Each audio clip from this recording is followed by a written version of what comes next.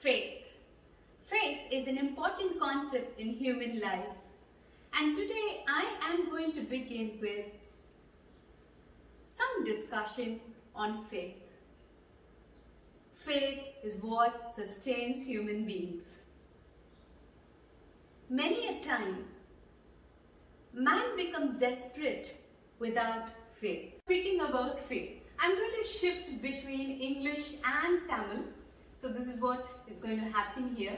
My reading is going to be in English and with a little bit of explanation in Tamil.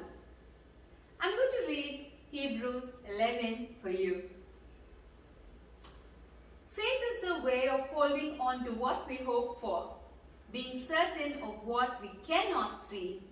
Because of their faith, our ancestors were approved. எவ்வளோ அழகான வசனங்கள். நம் கண்ணுக்கு நம்பிக்கை மனிதனின் வாழ்வில் மிக அத்தியாவசியமான ஒரு காரியம் நம்பிக்கை. ஹீப்ரூஸ் 11 நம்பிக்கையை பத்தி ரொம்ப அழகா தெளிவா நம்முடைய நம்பிக்கை எந்த அளவுக்கு ஆண்டவர் மீது இருக்க வேண்டும் என்று எடுத்து கூறுகிறது. Now let me read Hebrews 11 for you. வாசகங்கள் அனைத்தும் நான் ஆங்கிலத்தில் படிக்க போகின்றேன். எக்ஸ்பிளனேஷன் என்னால் முடிந்த அளவுக்கு தமிழில் தருகின்றேன். Faith is a way of holding on to what we hope for, being certain of what we cannot see. Because of their faith, our ancestors were approved. நம்பிக்கை என்பது ரொம்ப அழகா எழுதியிருக்கு பாருங்க. Holding on to what we hope for. இது நடக்கும், எனக்கு கிடைக்கும், என் வாழ்வில் இது நிறைவேறும் என்பதுதான் நம்பிக்கை. Being certain of what we cannot see. ஆனாலும் நம்மால் காண முடியாத ஒரு விஷயமாக நம்பிக்கை இருக்கின்றது. காண முடியாத விஷயமாக எந்த அளவுக்கு இருக்கின்றது என்றால், by faith we understand that the stages of creations were disposed by God's word, and what is visible came from what cannot be seen. எவ்வளோ அழகான, எவ்வளோ அற்புதமான வார்த்தைகள். What is visible came from what that cannot be seen. Genesis ஆண்டவர் உலகத்தை உருவாக்கும் காரியங்களை பத்தி நாம் படிக்கின்றோம், இல்ல கேட்டகிசம் கிளாஸ்ல கேட்டிருப்போம். அப்ப ஆண்டவர் என்ன கூறுகின்றார் அந்த இடத்தில் என்றதை நாம் ஆராய்ந்து பார்த்தோம் என்றால், ஒரு வார்த்தை, ஒரே ஒரு வார்த்தை கூறுகின்றார். Let there be day and night. சூரியனும் சந்திரனும் நட்சத்திரங்களும் வந்தன. ஒரு நொடியில், ஒரு வார்த்தையில் இரவு பகல் என்று உருவாக்கினார். அவருடைய ஒரு வார்த்தையினாலும் நிலம் கடல் என்று பிரிந்தது. அவருடைய ஒரு வார்த்தையினாலும் மரம் செடி கொடிகள், பறவைகள், கடலில் வாழும் உயிரினங்கள், மிருகங்கள் அனைத்தும் உருவாக நாம் காண்கின்றோம்.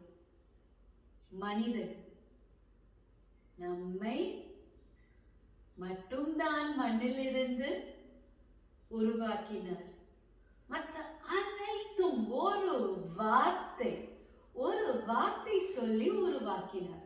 வார்த்தையை பார்க்க முடியுமா? முடியாது. ஆனால் அந்த வார்த்தை உருவானது. எவ்வளவு அற்புதமான விஷயங்கள். அப்போது என்றால் ஆண்டவருடைய ஒவ்வொரு வார்த்தையினாலும் அற்புதங்கள் உருவாக காண்கின்றோம். இந்த நம்பிக்கையின் ஆழத்தில் யார் ஹீப்ரூஸ் குறிப்பிடுகிறது என்று நாம் பார்ப்போம்.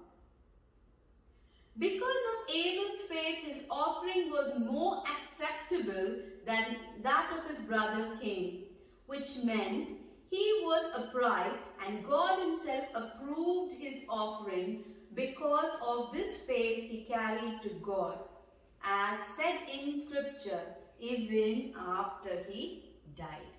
ஏபலோட நம்பிக்கை, அவனுடைய நம்பிக்கையினால் ஆண்டவர் எனக்கு கொடுத்ததில் மிக சிறந்ததை ஆண்டவருக்கு காணிக்கையாக கொடுப்பேன் என்று அவன் நம்பினான். நான் கொடுத்தால் ஆசீர்வதிக்கப்படுவேன் என்று நம்பினான். ஆண்டவர் ஆசீர்வதித்தார். ஏனால் அவனுடைய நல்ல உள்ளத்தை அவர் கண்டார்.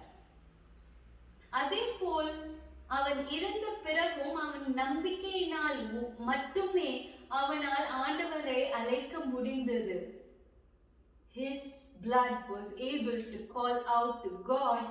ஏனால் அவனுக்கு ஆண்டவர் நீதிமானாக இருக்கின்றார் என்பது அறிந்திருந்தான். தன்னுடைய இறப்புக்கு ஆண்டவர் நீதி தருவார் என்று உணர்ந்திருந்தான். அந்த நம்பிக்கையுடன் இருந்த பிறகும் அவனால் ஆண்டவரை அழைக்க முடிந்தது. அடுத்த வசனங்களை பார்ப்போம்.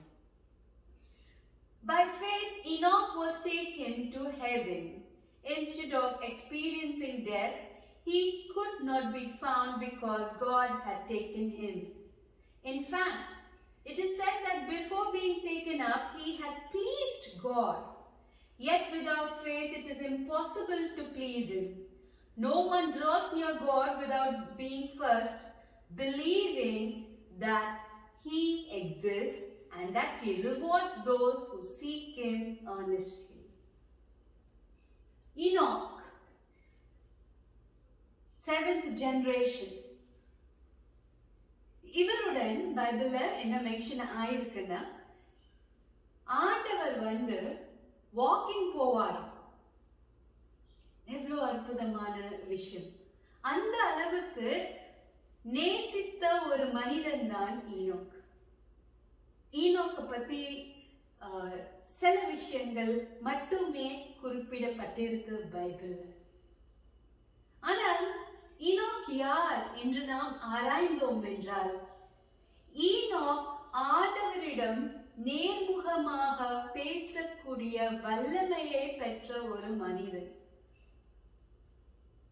அது மட்டுமில்ல, Enoch was one person who was able to take up the plea of the fallen angels.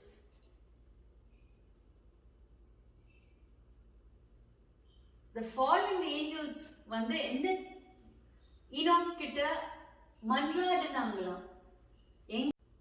எங்களுக்காக இரக்கமாய் இருக்க ஆண்டவரிடம் மன்றாடு ஈனோக் என்று fallen angels வந்து ரிக்வெஸ்ட் பண்ணியிருக்காங்களாம். It's beautiful. ஈனோக்கை ஆண்டவர் ரொம்ப நேசிச்சதுனால ஈனோக் திடீர்னு காண போயிட்டார். என்ன என்றால், அழைக்கப்பட்டார். ஆண்டவர் தன்னுடன் அழைத்து சென்று விட்டார். By faith Noah was instructed of events which could not yet be seen, and heeding what he heard, he built a boat in which to save his family. The faith of Noah condemned the world, and he reached holiness born of faith. நோவாவோட கதை நம்ம அனைவரும் அறிந்திருப்போம். அவருடைய நம்பிக்கையினால் arc கட்டினார். Arc கட்டும் வேளையில் நிலத்தின் மீது கட்டினார். வெள்ளம் வரப்போகுது என்று. ஒரு beautiful relationship between Enoch and Noah என்ன என்றால், நோவா வாஸ் ஈனோக்ஸ் கிராண்ட்சன். அவர் அந்த அளவுக்கு ஆண்டவர் மீது நம்பிக்கை வைத்திருந்தார் நோவா. ஆண்டவர் ஆர்க்கை கட்டு என்று கூறினார். அவரும் கட்ட ஆரம்பித்தார், தனக்கும் தன் குடும்பத்தினரையும் காப்பாற்றுவதற்காக. ஆண்டவர் மீது வைத்த நம்பிக்கையினால் அவரும் அவர் குடும்பமும் நல்ல முறையில் பிழைத்தார்கள். It was by faith that Abraham, called by God, set out for a country that would be given to him as an inheritance. For he parted without knowing where he was going. ஆண்டவர் ஏப்ரஹாமை அழைத்து, இன்னொரு இடத்துக்கு செல், உனக்காக ஒரு இடத்தை தயார் நிலையில் வைத்திருக்கின்றேன் என்று கூறினார். தன்னுடைய மக்களை விட்டுவிட்டு ஆண்டவர் எனக்காக ஒரு இடத்தை வைத்திருக்கின்றார் என்ற நம்பிக்கையுடன் ஏப்ரஹாம் கிளம்பினார். இடத்தை பார்த்தாரா? இல்ல. ஆனால் ஆண்டவர் மீது ஆன நம்பிக்கை, நல்ல இடம் தான் ஆண்டவர் கொடுப்பார். அவருடைய வார்த்தையின் மீது ஆன ஆழமான நம்பிக்கை காணாமல் விசுவசிக்கின்றார்கள் அனைவருமே. Make a note.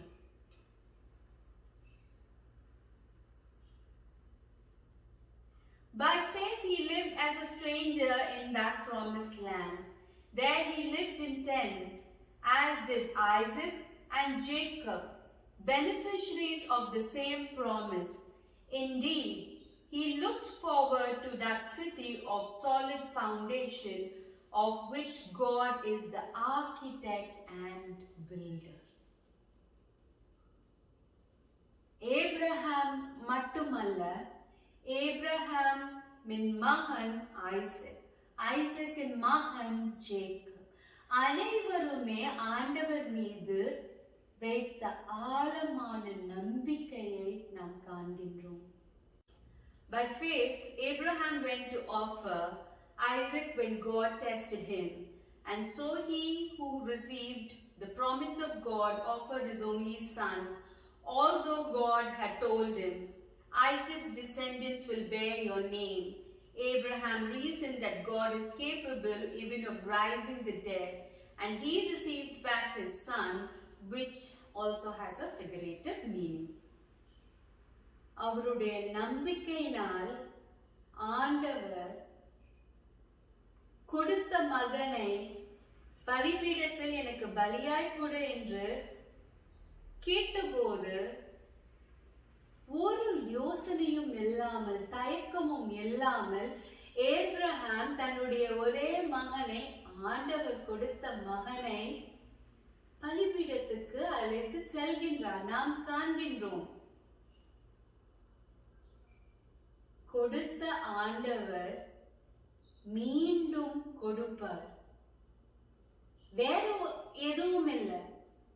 நான் பலி கொடுக்கும் மகனையே உயிர்ப்பித்து திருப்பி தருவார் என்ற ஒரு நம்பிக்கையுடன் ஆண்டவர் கொடுத்த வாக்கை நிறைவேற்றுவதையும் நாம் பார்க்கின்றோம். ஏப்ரஹாம், ஐசக், ஜேக்கப் ஒவ்வொருத்தவருக்கும் ஆண்டவர் இது செய்வேன் என்று கூறி நிறைவேற்றுவதை நாம் காண்கின்றோம். By faith, Sarah received the power to become a mother, in spite of her advanced age, since she believed that he who had made the promise would be faithful. Therefore, from an almost impotent man were born descendants as numerous as the stars of heaven and as many as the grains of sand on the seashore. எந்த அளவுக்கு சாராவோட நம்பிக்கை இருந்திருக்கும், தனக்கு ஒரு மகன் பிறப்பான் என்ற நம்பிக்கையை மிக மிக மிக ஒரு முதிர்ந்த வயதில் அவள் ஆண்டவர் மீது வைத்திருந்த நம்பிக்கையினால்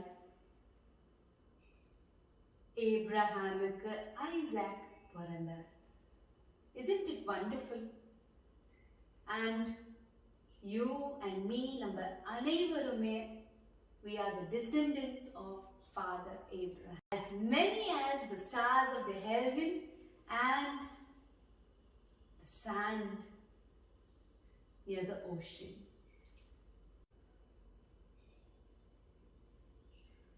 Death found all these people strong in their faith.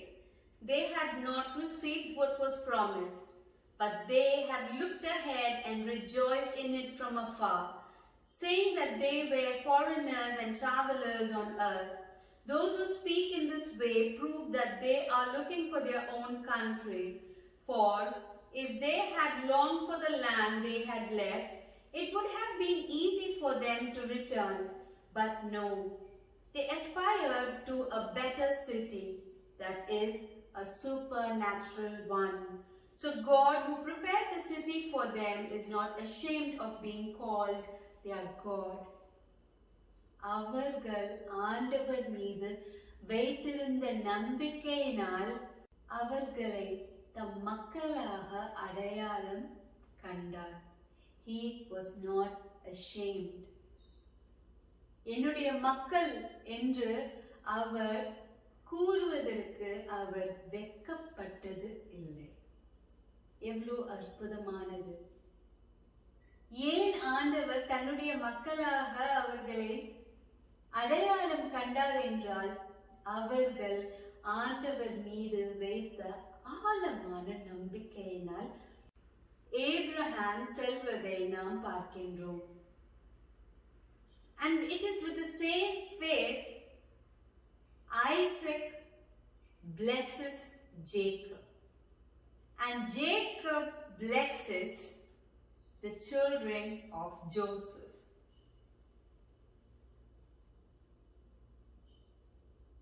And it is by faith Joseph warns the children of Israel about their exodus and gives orders about his remains. Beautiful. இல்லையா? ஜோசப்போட கதையை நம் அனைவரும் அறிந்திருப்போம். Joseph the dreamer. And அவர் இறப்பதற்கு முன்பு Israel மக்களின் நிலைமை ஈஜிப்தில் எந்த அளவுக்கு இருக்க போது ஒரு வார்னிங் கொடுத்து விட்டு இறக்கின்றார்.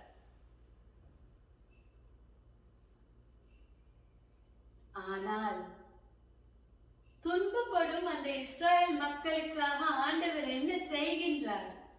மோசேஸ் அனுப்புகின்றார்.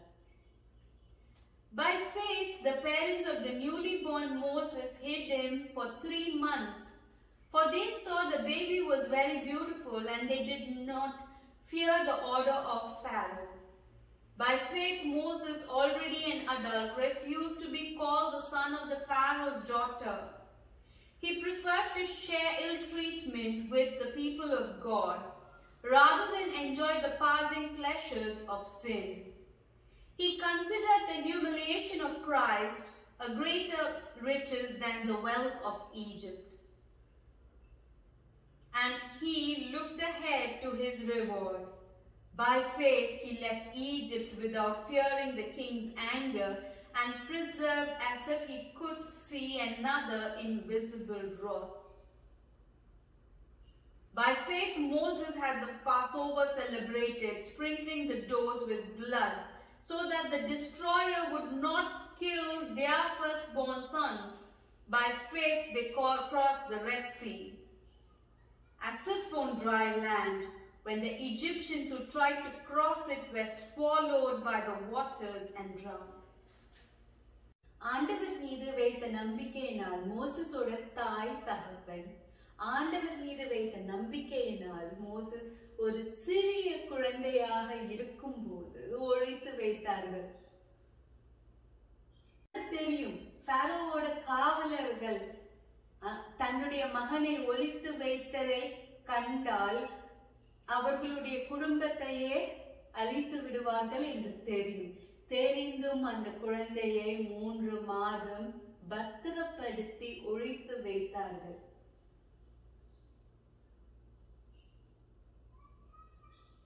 மோசஸோட கதை நம்மளுக்கு எல்லாம் தெரியும். He was brought up by the princess. ஃபாரோவோட தங்கையினால் வளர்க்கப்பட்டவன் தான் மோசஸ். மோசஸ் விரும்பி இருந்தால் அரண்மனையில் ஒரு நல்ல வாழ்க்கையில் ஒரு நல்ல பொசிஷனில் பணம், செல்வாக்கு, அதிகாரம் உடன் வாழ்ந்திருக்க முடியும். மோசஸ் தன்னை ஒரு எகிப்தியனாக காணவில்லை. அவன் தன்னை இஸ்ரேல் மக்களில் ஒருவனாக தான் உணர்ந்திருந்தான். ஃபாரோ செய்த காரியங்களுக்கு எதிர்மறையாக நின்றிருந்தான். இஸ்ரேல் மக்களுக்காக நின்றான், பேசினான். ஆண்டவர் மீது வைத்த நம்பிக்கையினால் தான் பாஸ்ஓவர் டைமில் ஆண்டவர் கட்டளையிட்டபடி ஆட்டு இரத்தத்தை அவர்கள் கதவின் மீது தெளிப்பதை காண்கின்றோம். இஸ்ரேல் மக்களின் முதல் வாரிசுகளை அந்த இரத்தம் பாதுகாப்பதை நாம் காண்கின்றோம். மோசஸ் ஆண்டவர் மீது வைத்த நம்பிக்கையினால் இந்த இஸ்ரேல் மக்கள் ரெட் சீயை, செங்கடலை கடந்தார்கள். நிலத்தில் நடப்பது போல் கடலை ஆண்டவர் பிரித்தார், நிலத்தை தந்தார். இஸ்ரேல் மக்களோ அந்த வெறும் நிலத்தில் நடந்தார்கள். எவ்வளவு அற்புதமான விஷயங்கள்! ஆண்டவரால் முடியாத காரியங்கள் எதுவுமே இல்லை. We have to remember, நமக்கு பாதை இல்லை என்று திணறுகின்ற ஒவ்வொரு நேரத்திலும் ஆண்டவர் நினைத்தால் இல்லாத பாதையை உனக்கு தருவார். அதுதான் உண்மை, அதுதான் நம்பிக்கை. அந்த அளவுக்கு நாம் நம்பிக்கை வைத்தால் இல்லாத பாதையை, கடலில் இல்லாத பாதையை, இல்லாத நிலத்தை ஆண்டவர் உருவாக்கி இஸ்ரேல் மக்களுக்கு கொடுத்தார். அதே போன்று நமக்கும் இல்லாத பாதையை ஆண்டவர் தருவார். By faith the walls of Jericho crumbled and fell after Israel had marched around them for 7 days. ஜெரிகோவின் செவறுகளை எந்த ஒரு ஆர்மியாலேயும் இடிக்க முடியாது. ஜெரிகோவின் மக்கள், the Canaanites, felt safe there. அவர்கள் உணர்ந்திருந்தார்கள், அவர்களுக்கு இஸ்ரேல் மக்களின் தேவன் எவ்வளவு அற்புதமானவர் என்று அவர்கள் உணர்ந்திருந்தார்கள். ஆனாலும் தங்களுடைய செவர், மனிதனால் எழுப்பப்பட்ட செவர், தடைகள், இந்த தடைகள், எழுப்பப்பட்ட தடைகளை யாரும் மீற முடியாது என்ற நம்பிக்கையில் வாழ்ந்தார்கள். ஜெரிகோ மதில் இன் ப்ரொடெக்ஷனினால் என்ன நடந்தது? போருக்கு வந்த இஸ்ரேல் வீரர்கள் பாடினார்கள், 7 நாள் பாடினார்கள், துதி செய்தார்கள், ஆண்டவரை போற்றினார்கள். 7 நாள் ஜெரிகோவை சுத்தி சுத்தி நடந்தார்கள், புகழ்ந்தார்கள், ஆண்டவருக்கு நன்றி கூறினார்கள். எழுந்த செவரோ எந்த மனிதனாலையும் உடைக்க முடியாது என்ற நம்பிக்கை உடன் இருந்த அந்த கேனனைட் மக்கள் இந்த விழுவதை இங்க நாம் காண்கின்றோம். எந்த ஒரு போரை பாட்டால் வெல்ல முடியும்?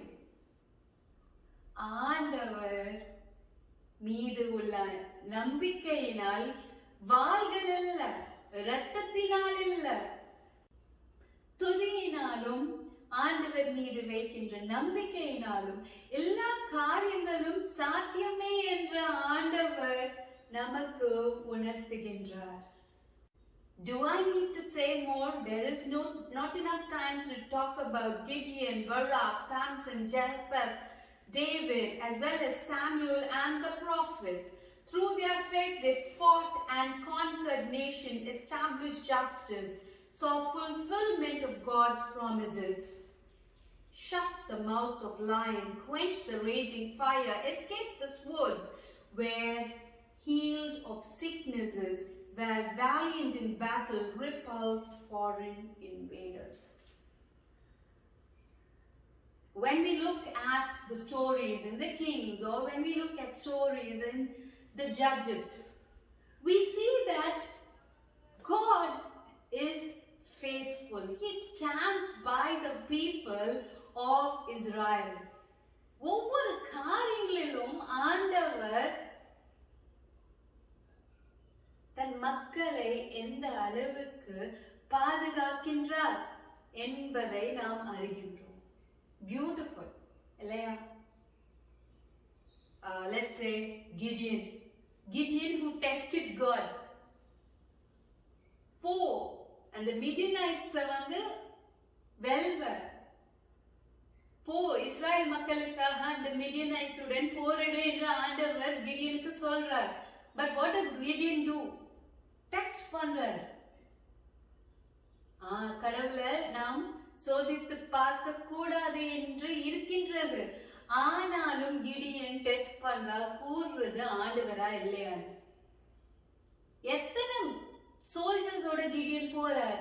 300 சோல்ஜர்ஸோட. ஏன்னா ஆண்டவர் தன் மீது நம்பிக்கை வைக்கின்றவர்களுக்காக என்ன செய்வேன் என்று நம் மக்களுக்கு உணர்த்துவதற்காக 300 சோல்ஜர்ஸோட கிடியனை அனுப்புறாரு போருக்கு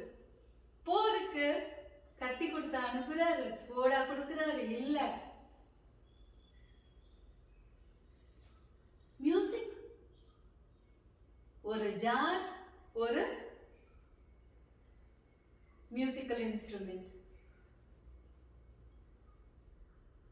எவ்வளவு அற்புதமான ஒரு விஷயம். இரத்தம் சிந்தாமல் ஆண்டவர் இஸ்ரேல் மக்களை ஜெயிக்க வைக்கின்றார். இஸ்ரேல் மக்களுக்கு நம்பிக்கை, தன் மீது உள்ள நம்பிக்கையை மீண்டும் மீண்டும் வர வைக்கின்றார். இன்னும் ஆழமாக அந்த நம்பிக்கை நிலையாய் இருக்கும்படி அவர்களுக்கு தன்னை தாமே நான் இருக்கின்றேன் என்று உணர்த்துகின்றார். இன்னும் எத்தனையோ காரியங்கள் சாம்சன், பராக் பற்றி நாம் படிக்கின்றோம். டேனியல் இல்லையா? and Daniel's friends, raging fire. எத்தனையோ காரியங்களில் ஆண்டவர் தன்னை காணாத மக்களுக்காக, தன் மீது நம்பிக்கை வைக்கின்ற மக்களுக்காக நின்றிருக்கின்றார், வென்றிருக்கின்றார், நீதிமானாக நிலைத்து இருக்கின்றார். அவர் நம்மிடம் என்ன கேட்கின்றார்? என் மீது நம்பிக்கை வை. எந்த அளவுக்கு நாம் நம்பிக்கை வைக்க வேண்டும் ஆண்டவர் மீது என்று நாம் ஆராய்ந்து பார்த்தோம் என்றால், ஸ்டார்டிங்ல இருந்து from the very beginning சொல்றார், ஏபல் என் மீது எந்த அளவுக்கு நம்பிக்கை வைத்தானோ, ஈனோக் எந்த அளவுக்கு என் மீது நம்பிக்கை வைத்தானோ, Noah and Abraham and Sarah, Isaac, Jacob, Moses and all the others who believed in God. ஒரு வார்த்தை ஆண்டவர் செய்வாரா என்ற சந்தேகம் இல்லாமல் ஒரு நம்பிக்கை, ஆண்டவர் செய்வார். நான் பொறுமையாக இருக்க வேண்டும் என்ற ஒரு நம்பிக்கையுடன் நாம் இருந்தால் ஆண்டவர் செய்வார். stay in faith, and practice your belief as said in Hebrews.